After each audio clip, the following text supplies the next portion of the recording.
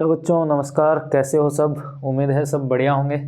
तो बच्चों आज की वीडियो जो रहेगी वो रहेगी क्लास 10th के लिए, चैप्टर ट्रिग्नोमेट्री। बिल्कुल बढ़िया तरीके से इसको एक्सप्लेन किया जाएगा, वीडियो में लास्ट तक बने रहना, ठीक है। चैप्टर बहुत आसान है, कुछ बच्चे इसको हार्ड समझ के चलते हैं, लेकिन ये हार्ड नहीं है अगर आप धीरे धीरे हर कॉन्सेप्ट इसका क्लियर करते चलोगे तो, ठीक है। चलिए चैप्टर स्टार्ट करते हैं अपना जल्दी से। चैप्टर देखिए क्या है, नाम है ट्रिगोनोमेट्री, ठीक है। सबसे पहले तो इस चैप्टर के नाम का मतलब समझेंगे कि इसका मतलब क्या है, ठीक है। नाम को अगर स्प्लिट किया जाए तो देखो सबसे पहले यहाँ पे एक वर्ड बन के जा रहा है कि ट्राई, ठीक है ना। और ट्राई का मतलब होता है 3, ट्राई का मतलब 3। उसके बाद मतलब बन रहा है गोन, गोन का मतलब होता है साइड्स। और उसके बाद जो एक छोटा सा वर्ड बचता है वो है मेट्री, ठीक है। इस मेट्री का मतलब होता है मेजरमेंट, मेट्री का मतलब मेजरमेंट।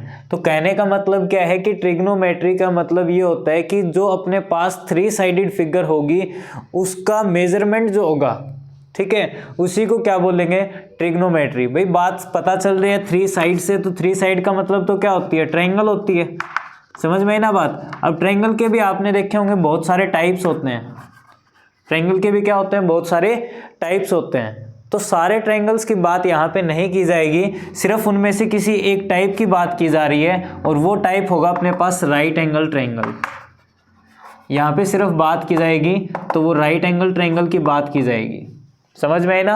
राइट एंगल ट्रायंगल आप सभी को पता है कैसा होता है, एक ऐसा ट्रायंगल जिसके अंदर एक एंगल 90 डिग्री का हो उसको बोलते हैं राइट एंगल ट्रायंगल, ठीक है। चलिए देखिए मैं बना के दिखा भी देता हूँ यहाँ पे। जैसे आपको ये ट्रायंगल दिखाई दे रहा है, ठीक है। मैंने मान लिया ट्रायंगल का नाम रहेगा ABC। तो यहाँ पे जो पॉइंट B है उस पॉइंट B के ऊपर आपको राइट एंगल दिखाई दे रहा है, ठीक है ना। इसी को बोलते हैं राइट एंगल ट्रायंगल, ठीक है। जो B है वो शो कर रहा है राइट एंगल को, और जो अपने पास पूरी ट्रायंगल रहेगी उसका नाम हो जाएगा राइट एंगल ट्रायंगल। आगे बात समझ में। चलो अब देखो यहाँ पे जो आपने राइट एंगल ट्रायंगल ले रखा है, इसमें क्या होता है कि यहाँ पे आपको साइड्स का पता और होना चाहिए, मतलब कौन सी साइड का नाम क्या है, क्या इसको बोलते हैं वो। जैसे 90 डिग्री जो अपने पास एंगल है, इसके जस्ट सामने एक साइड होती है जिसको हम बोलते हैं हाइपोटेन्यूज, जिसको H से हम लिखते हैं। समझ में आई बात। भाई अपने पास जो राइट एंगल है उसके जस्ट सामने एक साइड होती है, उसको बोलते हैं हाइपोटेन्यूज, जिसको लिखते हैं H से, ठीक है। अब यहाँ पे 2 साइड और बचती हैं, ठीक है, जिनमें एक को बोलते हैं बेस और एक को बोलते हैं परपेंडिकुलर। तो दिक्कत ये है कि यहाँ पे बेस कौन सा है और परपेंडिकुलर कौन सा है, ठीक है। अभी आप देखोगे कि आप बताओगे सीधा कि ये तो अपने पास बेस है और ये अपने पास परपेंडिकुलर है। समझ में आई बात। लेकिन बेटा ऐसा नहीं होता, ठीक है ना। ये चीज जो आपने लिखी है वो एकदम गलत है। हमें क्या पता बेस यही होगा, क्या पता परपेंडिकुलर ये होगा। इन दोनों में कुछ चेंजमेंट आ जाए तब क्या होगा। समझ में आई बात। तो बेटा ये जो चीज बेस और परपेंडिकुलर है वो एक पॉइंट के ऊपर डिपेंड करते हैं, एक एंगल के ऊपर डिपेंड करते हैं कि आप कौन से एंगल को रेफरेंस मान रहे हैं, और उसके अकॉर्डिंग आप किसको बेस बोल रहे हो, किसको परपेंडिकुलर बोल रहे हो। आई कुछ बात समझ में। आप डायरेक्ट ये नहीं बता सकते कि ये वाली साइड बेस रहेगी, ये वाली साइड परपेंडिकुलर रहेगी। कब तक, जब तक आपके पास कोई एंगल रेफरेंस ना हो, ठीक है ना, तब तक। जैसे मैंने मान लिया कि अपने पास एंगल C जो है वो रेफरेंस एंगल है, तो आप बोल सकते हो कि अब जो एंगल C के बिल्कुल सामने होगा तो परपेंडिकुलर है। समझ में है ना। देखो एंगल C के बिल्कुल सामने की जो साइड होगी AB वो काम करेगी परपेंडिकुलर का, और जो एंगल C के साथ लगने वाली साइड होगी वो काम करेगी बेस का।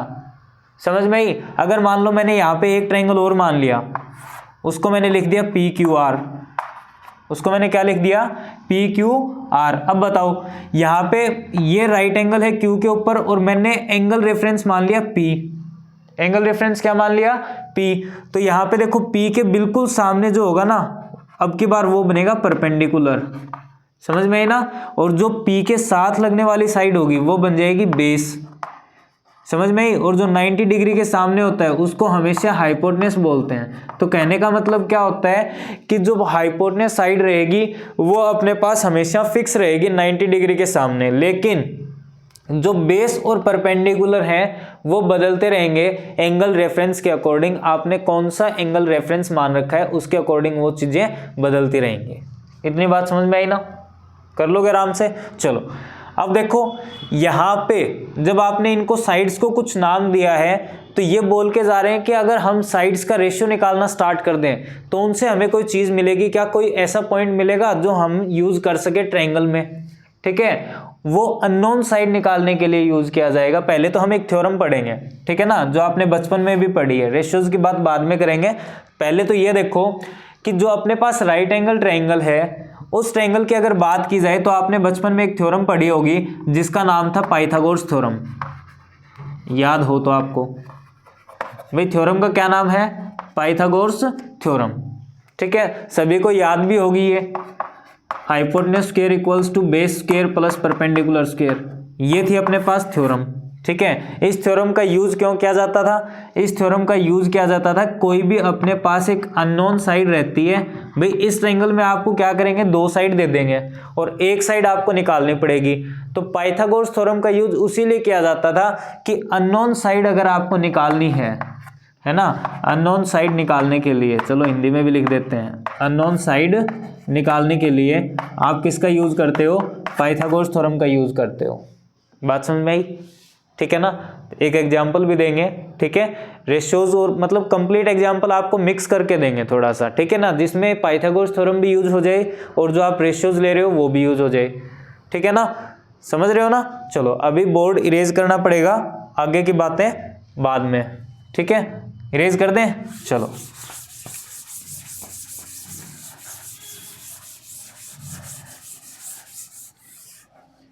देखो अब स्टार्ट कर ही देते हैं।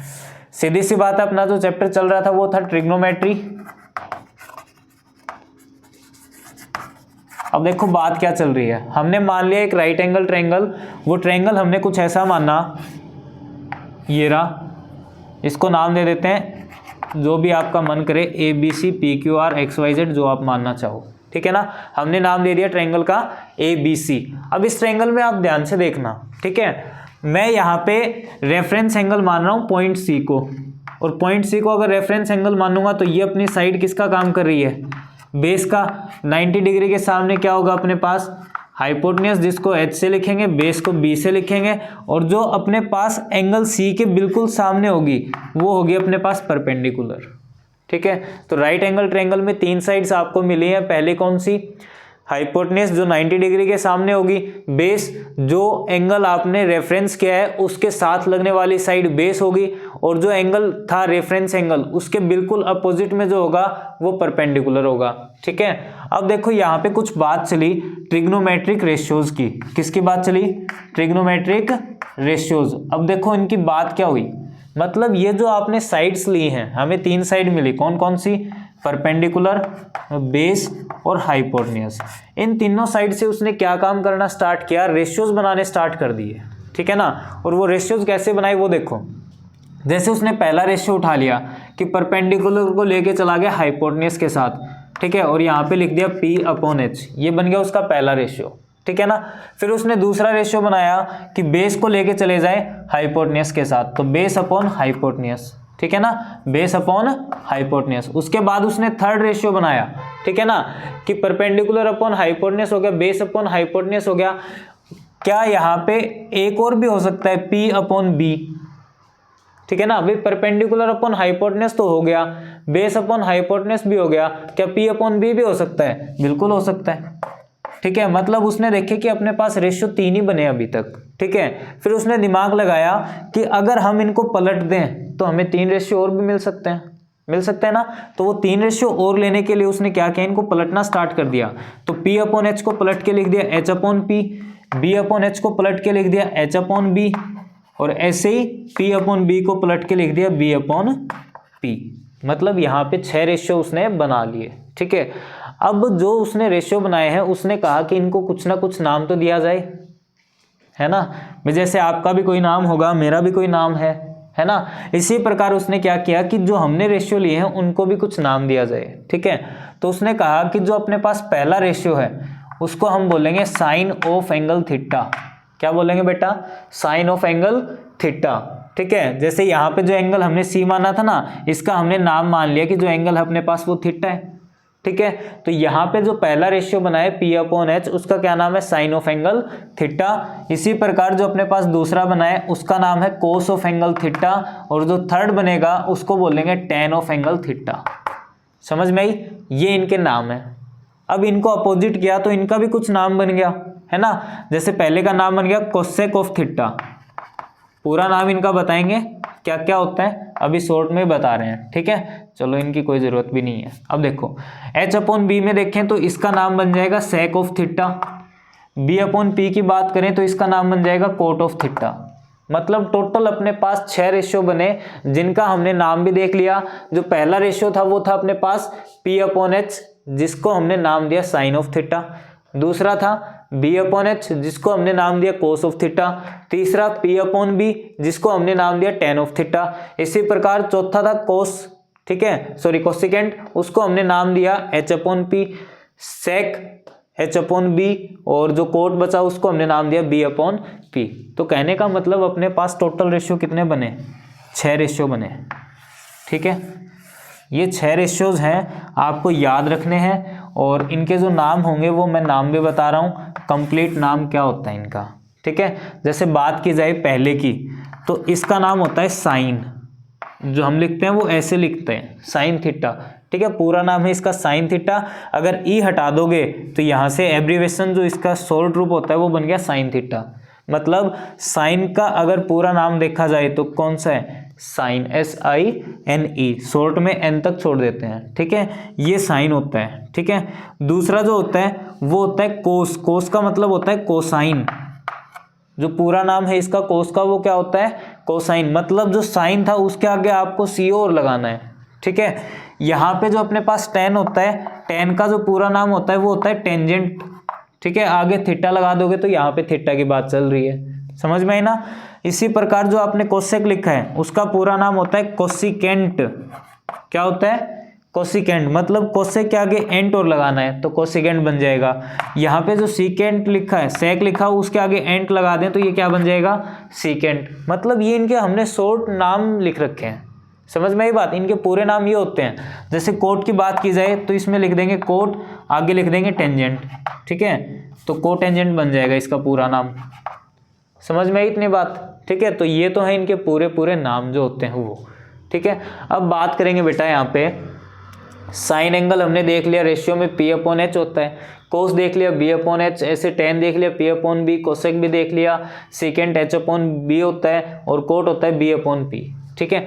अब बात करेंगे कुछ वैल्यू जो है, ठीक है, उनको निकालने के लिए। जैसे आपको कोई एक वैल्यू देगा किसी एक रेशियो की, और आपको कहेगा कि जो बाकी के बचे हुए 6 रेशियो हैं उनकी वैल्यू और निकालो, ठीक है ना। चलो एक एग्जाम्पल करते हैं इनके ही रूप में, ठीक है। चलो अब एक बात और बताते हैं पहले, ताकि ये रूल आप याद कर सको, ठीक है ना। देखो अगर शॉर्ट में देखा जाए तो हमने रूल क्या बनाया था, P के बाद क्या है ऊपर B, और B के बाद ऊपर क्या आया P, और नीचे देखो क्या है H, फिर से क्या आया H, फिर से क्या आया B। तो मतलब अपने पास एक रूल बन रहा है जिसका नाम है PBPHHB, ठीक है ना। तो इसको याद रखने का तरीका देखो क्या है, कैसे भी आप याद कर सकते हो। आप अपने तरफ से भी कोई तरीका बना सकते हो, कोई बड़ी बात नहीं है। जैसा आपको अच्छा लगे वैसा तरीका बनाओ। जैसे देखो ये भी याद करने के लिए क्या बना हुआ है, पंडित बद्री प्रसाद हर हर बोले, एक तो ये बना हुआ है, ठीक है ना। दूसरा जैसे यहाँ पे, ठीक है, एक अच्छा सा बनाया जाए फनी सा, तो यहाँ पे लिखा हुआ है पापा बीड़ी पियोगे, हाँ हाँ बेटा। समझ में, कुछ भी बना लो जो भी आपका मन करे, लेकिन याद करने का रूल बन चुका है ये, है ना। तो अगर P/H की बात की जाए, जैसे यहाँ पे लिख देना, दिखाई तो देगा आपको, यहाँ पे लिख देते हैं, इसको इरेज कर देते हैं एक बार, ठीक है। फिर से P/H, B/H, और जो बच गया P/B, ये बच गए थे, ठीक है। ऐसा था। देखो अगर P/H की बात करें तो हमें मिलेगा साइन थीटा, B/H की बात करें तो हमें मिलेगा कोस थीटा, P/B की बात करें तो हमें मिलेगा टेन, ठीक है। अगर ऊपर से देखा जाए तो P/H, नीचे से देखोगे तो क्या बन जाएगा H/P। तो इसका मतलब पहला रेशियो हो जाएगा कोसेक, ठीक है, दूसरा जो बनेगा सेक, और तीसरा जो बनेगा वो हो जाएगा कोट। ऐसे याद रखने हैं, रख लोगे। चले आगे देखो, अब एक छोटा सा क्वेश्चन है वो करते हैं, इसको इरेज कर देते हैं। और क्वेश्चन ध्यान से देखना, एक एग्जांपल देता हूं मैं आपको, उसके बाद ये लगा लो हम पहली एक्सरसाइज स्टार्ट कर देंगे, क्योंकि इतना ही बेसिक बनता है पहली एक्सरसाइज में, और दूसरी एक्सरसाइज जब स्टार्ट करेंगे उससे पहले उसका बेसिक स्टार्ट कर देंगे। ठीक है, जो अपने पास टेबल बनेगी ना इनके एंगल्स की, कि इनकी वैल्यू क्या होती है कौन से एंगल के ऊपर, वो वाली स्टार्ट कर देंगे। ठीक है ना। चलो अभी मैं एक क्वेश्चन लिख रहा हूँ, ठीक है, सोल्व प्रॉब्लम है ये। जैसे मैंने क्वेश्चन लिखा, इफ कि आपके पास वैल्यू दे रखी है साइन थीटा की, या साइन ए की बात कर लेते हैं, ठीक है ना, साइन ए की बात कर लेते हैं। तो साइन ए की बजाय चलो ठीक है जो भी है, साइन ए इक्वल टू हमने मान लिया 3/5, और आपको बोल रहा है find all the ratios of angle A. मतलब आपको एंगल ए के रेफरेंस में एक ही अपने पास रेशियो दे रखा है साइन, जिसकी वैल्यू 3/5। आपको बचे हुए जो रेशियो है 5 वो निकालने हैं। ठीक है, जैसे मैं यहाँ पे ट्रायंगल बना लेता हूँ, ऐसे मैंने एक ट्रायंगल बना ली। ठीक है, अब देखो साइन ए दे रखा है 3/5, तो कहने का मतलब पोजीशन जो ए की है वो यहाँ पे तो हो नहीं सकती 90 डिग्री पे। अब आप फिक्स कर सकते हो, या तो ए आप यहाँ पे रख लो या फिर ए आप यहाँ पे रख लो, जो आपकी मर्जी। ठीक है ना, यहाँ पे मैंने मान लिया, चलो यहाँ पे रख लेता हूँ एक बार, है ना, ये पॉइंट मैंने मान लिया ए, ये पॉइंट मैंने मान लिया बी, और ये पॉइंट मैंने मान लिया सी। ठीक है, अब आप कहोगे कि सर आपने यहाँ पे ए ही नीचे क्यों मानना है, यहाँ पे मान लेते तो। भाई कहीं भी मान लो, क्वेश्चन तो वैसे ही सोल्व होना है ना। देखो यहाँ पे ए इसलिए माना गया क्योंकि अगर इस एंगल ए को हम रेफरेंस मानेंगे तो इसके साथ लगने वाला जो नीचे की साइड है वो अपना बेस हो जाएगा, और जो इसके अपोजिट रहेगा वो अपने पास परपेंडिकुलर हो जाएगा, और जो बच गई वो साइड 90 डिग्री के सामने वो अपने पास हाइपोटेन्यूस हो जाएगी। ठीक है, चलो देखो यहाँ पे जैसे बात की जाए, अपने पास रूल क्या दे रखा है कि साइन ए में हमें वैल्यू दे रखी है 3/5। ठीक है, और वैसे अगर साइन का रूल देखा जाए तो साइन ए का रूल क्या होता है भाई साइन थीटा की अगर बात की जाए, देखो रूल के हिसाब से अगर देखें, यहाँ पे बना लेते हैं एक बार। ठीक है, बाकी आपको डायरेक्ट भी याद रखना है, P B P H H B. तो देखो साइन होता है P/H होता है, क्या होता है P/H। भाई अगर साइन थीटा की बात की जाए तो आप ऐसे तो लिखोगे P/H, लिखोगे ना। अब यहाँ पे चेक करो, अपने पास जो वैल्यू दे रखी है वो साइन ए में दे रखी है 3 और 5। ठीक है, तो साइन ए में अगर बात की जाए रूल के हिसाब से तो वो तो P/H होता है ना। तो मैं यहाँ पे लिख दूं कि साइन ए बराबर P/H, तो इसका मतलब P/H की वैल्यू कितनी है 3/5। ठीक है, तो मैं P की वैल्यू को क्या मान सकता हूँ 3, P की वैल्यू को क्या मान सकता हूँ 3, और H की वैल्यू को क्या मान सकता हूँ 5। अभी देखो आप क्या गलती करोगे यहाँ पे। ठीक है, मैंने सिर्फ इनकी वैल्यू मानी है, अगर एक्चुअल में देखा जाए तो ये रेशियो में है, और जब कोई चीज़ रेशियो में हो तो आप डायरेक्ट वैल्यू नहीं लिख सकते। जैसे मैंने अभी लिखी है P=3, तो ये चीज़ गलत है। आप P=3 डायरेक्ट नहीं लिख सकते क्योंकि ये रेशियो में है ये वाली वैल्यू, है ना। तो मैं क्या करूँगा 3 तो लिखूंगा, लेकिन 3 के साथ ऐसी कोई एक कॉन्स्टेंट वैल्यू मानूंगा जो इसके साथ रहे। जैसे मैंने यहाँ पे k मान लिया तो k इसके साथ रहेगी। भाई रेशियो का मतलब क्या होता है कि इन दोनों के पास कोई ऐसी वैल्यू थी जो कैंसिल हुई है। भाई रेशियो का मतलब सिंपलेस्ट फॉर्म ही तो होती है, समझ में है ना। तो वही चीज़ है यहाँ पे, तो h की वैल्यू में भी मैं यहाँ पे एक कॉन्स्टेंट वैल्यू क्या मानूंगा k। तो k एक ऐसी वैल्यू जो दोनों के पास कॉमन थी, जो पहले कटी थी, समझ में आई, इसलिए मुझे यहाँ पे k मानने की जरूरत पड़ी। अब देखो जब मैं ऑल ट्रिग्नोमेट्रिक रेशियोज निकालूंगा तो सीधी सी बात है साइन के बाद कहीं ना कहीं कोस भी तो आएगा, है ना। तो कोस में तो अपने पास h की वैल्यू तो चलो मिल जाएगी इसके अकॉर्डिंग, क्या b की वैल्यू मिलेगी नहीं ना। तो उस b की वैल्यू निकालने के लिए हमें यूज करना पड़ेगा किसका, पाइथागोरस थ्योरम का, समझ में आई। और वो पाइथागोरस थ्योरम देखो हमने यहाँ पे बताई भी थी, क्या होता है कि हाइपोटेनस का स्क्वायर इक्वल टू बेस का स्क्वायर प्लस परपेंडिकुलर का स्क्वायर, ये तो होती है ना। करें यूज, आ जाओ फिर। तो यूजिंग पाइथागोरस थ्योरम, मैंने शॉर्ट में लिखा है पीजीटी, ठीक है ना। अब बताओ यहाँ पे hypotenuse square equal to base square plus perpendicular square, सभी की वैल्यू अपने पास है। हाइपोटेन्यूज कितना है 5k, तो 5k का स्क्वायर। बेस अपने पास कितना है ही नहीं, बेस निकालना पड़ेगा। प्लस परपेंडिकुलर की वैल्यू कितनी है 3k का होल स्क्वायर। चलो यहाँ पे 5k का मतलब 25k स्क्वायर, बेस का स्क्वायर सेम रहेगा, 3 का स्क्वायर 9 होता है तो 9k स्क्वायर, इधर लेके आ जाए 9k स्क्वायर तो 25k स्क्वायर, माइनस हो जाएगा क्या भाई, प्लस की वैल्यू इधर आएगी तो माइनस की तो होगी, और इक्वल टू क्या बनेगा b स्क्वायर, ठीक है। अब चेक करो 25 माइनस 9 कितना बचेगा 16, तो यहाँ पे लिख दें क्या कि 16k square equal to b square, और हमें वैल्यू भी किसकी चाहिए b की वैल्यू चाहिए ना। अब मैं यहाँ पे रूल एक बार के लिए हटा रहा हूँ, ठीक है, एक बार के लिए रूल हटा देते हैं ताकि क्वेश्चन सोल्व कर सकें आसानी से। यहाँ पे लिख देंगे आपके लिए, ठीक है। चलो यहाँ पे लिख देता हूँ रूल क्या था, P B P H H B, ठीक है ना। चलो अब देखो यहाँ से b square equal to 16k square है, अगर b की वैल्यू निकाली जाए तो दूसरी साइड में क्या लगेगा स्क्वायर रूट लग जाएगा ना, है ना। तो यहाँ पे देखो b की वैल्यू क्या आ जाएगी डायरेक्ट, यहाँ पे लिख देता हूँ b इक्वल टू, देखो 16 किसका स्क्वायर होता है 4 का स्क्वायर होता है ना, और k का स्क्वायर रूट, k स्क्वायर का स्क्वायर रूट निकालेंगे तो क्या आ जाएगा, तो इसका मतलब b की वैल्यू कितनी आई 4k। अब देखो सारी वैल्यू अपने पास हैं, p की वैल्यू 3k, h की वैल्यू 5k और b की वैल्यू 4k, इसका मतलब जो भी ये रेशियो हमसे पूछेगा हम वो रेशियो निकाल सकते हैं, ठीक है। चलो पहले रेशियो की बात करें, साइन हमें दे रखा है तो हम कोस की बात करेंगे, और कोस में भी देखो इसने a की बात की है तो हम सारे एंगल सेम में पूछ रखे हैं तो कोस a का यूज करेंगे, ठीक है। और कोस के लिए रूल क्या था b अपॉन h, याद रखना बेटा, कोस के लिए रूल है अपने पास b अपॉन h।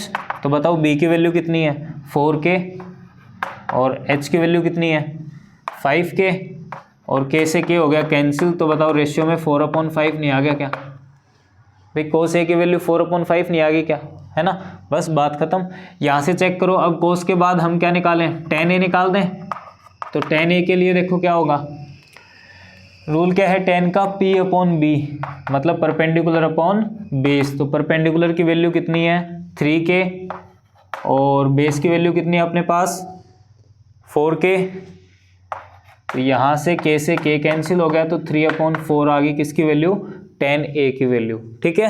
अब बताओ अपने पास साइन a की वैल्यू दे रखी है, अगर इसको उल्टा कर दें तो अपने पास नीचे वाली वैल्यू कौन सी बन जाएगी कोसिकेंट की बन जाएगी ना। तो कोसिकेंट के लिए क्या करना है, सिर्फ उल्टा ही करना है, किसको साइन को, ठीक है, बाद में देखेंगे। h/p, तो h की वैल्यू कितनी है, h की वैल्यू कितनी है 5k, ठीक है, और p की वैल्यू कितनी है अपने पास 3k, तो k से k कैंसिल, तो रिजल्ट कितना आया 5/3। इसी प्रकार यहाँ पे अगर सीकेंट की बात की जाए तो सीकेंट क्या है h/b, पलट दो, यहाँ पे जो वैल्यू थी उसको पलटना ही है, तो 5k/4k, k से k कैंसिल, रिजल्ट आ जाएगा 5/4। यहाँ पे बात की जाए कोट a की, तो कोट के लिए क्या करना है tan को पलटना है, tan क्या था p/b, पलटोगे तो क्या हो जाएगा b/p। तो ऐसे यहाँ पे सोल्व करेंगे तो b की वैल्यू कितनी दे रखी है 4k और p की वैल्यू कितनी दे रखी है 3k, और यहाँ से k कैंसिल, तो कोट a की वैल्यू भी कितनी आ गई 4/3। तो आप ऐसे हर रेशियो की वैल्यू निकाल सकते हो, ठीक है ना, जो भी आपको रूल दे रखे हैं उसके हिसाब से, बस एक रूल यही है मेन, ठीक है ना, इसके हिसाब से आप सारे रूल्स की वैल्यू निकाल सकते हो, कोई फर्क नहीं पड़ना। समझ में आई। चलो एक चीज़ और बताता हूँ, अभी क्वेश्चन नोट कर लिया होगा, नहीं किया तो आप स्क्रीनशॉट भी ले सकते हैं, बाकी सारे क्वेश्चन इजी है, एक बार इसको ध्यान से दोबारा देख लेना चाहिए या फिर आप साथ साथ नोट कर लेना, ठीक है ना। इंपॉर्टेंट क्वेश्चन है, ऐसे बहुत सारे क्वेश्चन मिलेंगे आपको एनसीईआरटी के पहले एक्सरसाइज में, ठीक है ना। चलो अब एक रूल बताता हूँ मैं, छोटा सा क्वेश्चन तो हमने ये सोल्व कर लिया, एक रूल भी बता देते हैं। देखो रूल क्या है, एक तो चीज़ याद रखना, जो अपने पास साइन थीटा होता है, ठीक है ना, और कोसिकेंट थीटा, देखो यहाँ पे भाई साइन क्या होता है p/h, कोसिकेंट क्या होता है h/p तो होता है, तो एक बात पता चली कि एच अपॉन पी मतलब पी अपॉन एच का उल्टा ही तो है ना। तो मैं क्या लिख सकता हूं कि साइन थीटा का मतलब होता है 1 upon cosecant theta, 1 upon cosecant theta, कि इसको उल्टा कर दो, ठीक है। या फिर कोसिकेंट थीटा की वैल्यू निकालने के लिए इसका रिवर्स भी कर सकते हो कि कोसिकेंट थीटा की वैल्यू निकालनी हो तो 1 अपॉन साइन थीटा कर दो। इन दोनों का मतलब एक ही है, ठीक है, कि भाई साइन उल्टा है कोसिकेंट का या कोसिकेंट उल्टा है साइन का। समझ में आई। ऐसा ही यहाँ पे होता है कि अगर कोस थीटा की बात की जाए तो आप लिख सकते हो 1 अपॉन सीकेंट थीटा, या फिर सीकेंट की बात की जाए तो आप लिख सकते हो 1 अपॉन कोस थीटा, ठीक है। रूल सेम ही है, कोई फर्क नहीं पड़ना, इन दोनों का मतलब एक ही है, अलग अलग नहीं है ये दोनों बातें, ठीक है। अगर बात की जाए यहाँ पे देखो टेन के लिए, तो टेन थीटा को आप लिख सकते हो 1 अपॉन कोट थीटा, और अगर कोट की बात की जाए तो कोट उल्टा हो गया टेन का, तो 1 अपॉन टेन थीटा, ये भी लिख सकते हो। ये दोनों भी एक ही बात है भाई, आपस में एक दूसरे के अपोजिट ही तो है, ये कोई ज़्यादा फर्क थोड़ी पड़ेगा इनके ऊपर, नहीं ना। तो आज के लिए सिर्फ इतना ही रहेगा, जो आपको बेसिक पॉइंट्स थे पहली एक्सरसाइज के वो सारे बता दिए गए हैं, ठीक है। कि जैसे बेस कब बनता है ना भाई, कौन से एंगल को रेफरेंस मान रखा है कि वो साइड हम बेस मान लेंगे और उसके अपोजिट जो साइड होगी उसको हम परपेंडिकुलर बोल देंगे। तो मेन चीज़ यही होती है, कभी आप डायरेक्ट बोल दो, ठीक है, कि 90 डिग्री है, 90 डिग्री के साथ में जो नीचे लगी हुई साइड तो वो बेस है, ऊपर लगी हुई परपेंडिकुलर, ऐसा गलत रहेगा। क्यों? क्योंकि यहाँ पे हमें एंगल रेफरेंस लेना ज़रूरी है, और एंगल रेफरेंस मिलेगा उसके हिसाब से आप क्वेश्चन अटेम्प्ट भी जल्दी कर पाओगे, ठीक है भाई। अब देखो आप मान लिया साइन ए के लिए काम कर रहे हो, मैंने पूछ लिया आपसे वैल्यू पूछी मैंने tan c की, किसकी वैल्यू पूछी? tan c। अब देखो एंगल रेफरेंस यहाँ पे बदल चुका, मतलब यहाँ पे मैंने c की बात की है, तो c के हिसाब से बात करूँ तो c के अपोजिट तो ये वाली साइड है। अब ये काम किसका कर रही है? परपेंडिकुलर का, और ये किसका काम करेगी? बेस का। तब जाके आप tan c की वैल्यू बताओगे। जैसे p अपॉन b होती है तो p की वैल्यू जो पहले बेस थी अब वो परपेंडिकुलर है, समझ में ना, जो पहले बेस थी वो अब परपेंडिकुलर है, समझ गए या नहीं? तो याद रखना बेटा, ऐसे ही काम करना है यहाँ पे, ठीक है। हाँ रूल तो इसका चलो मान लेंगे p अपॉन बी है, लेकिन इस ट्राइंगल के अकॉर्डिंग जो अपने पास वैल्यू है p और b की वो वैल्यू बदल चुकी हैं, ठीक है। समझ में आई? तो चलो मिलते हैं अगली वीडियो के अंदर, तब तक के लिए थैंक्स फॉर वॉचिंग। वीडियो को शेयर करते रहना, मिलते हैं नेक्स्ट वीडियो में।